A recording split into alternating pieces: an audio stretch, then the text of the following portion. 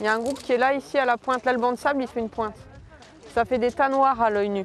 Vous les voyez? Donc là, il y a un groupe. En baie de Somme, les phoques représentent 60% des effectifs en France. Pourtant, ils avaient presque disparu au siècle dernier. Une association, Picardie Nature, accompagne depuis plus de 20 ans ce retour qui reste fragile. Les phoques ne doivent pas être dérangés quand ils se reposent à marée basse, sur le sable. Ils profitent alors de la lumière pour fabriquer de la vitamine D et constituer leur réserve de graisse. Les bénévoles organisent l'observation à distance et évitent ainsi que les phoques effrayés se mettent à l'eau.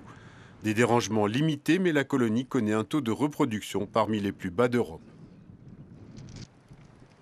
Ça peut être dû à la structure de la population, ça peut être dû à l'absence de reposoir à marée haute, ça peut être dû à la pollution, ça peut être dû à pas mal de choses. Donc on a quelqu'un qui travaille là-dessus, on aura des pistes de réponse là incessamment sous peu, quoi.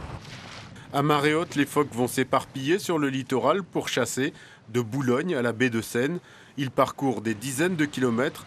Leur nourriture est en permanence étudiée à partir des crottes ramassées sur le sable. On travaille avec l'Université de La Rochelle, donc on les envoie à La Rochelle. Elles sont filtrées et dans les crottes, on peut récupérer les otolithes, c'est-à-dire l'os qu'il y a au niveau de l'oreille du poisson. Et cet os-là, il est vraiment particulier pour chaque espèce. Donc on peut, en fonction de ça, retrouver les espèces proies des phoques. Les scientifiques ont retrouvé le menu type des phoques picards, du poisson plat, beaucoup de dragonnets. Ils ne seraient donc pas en concurrence directe avec la pêche en baie qui reste orientée vers les crevettes grises.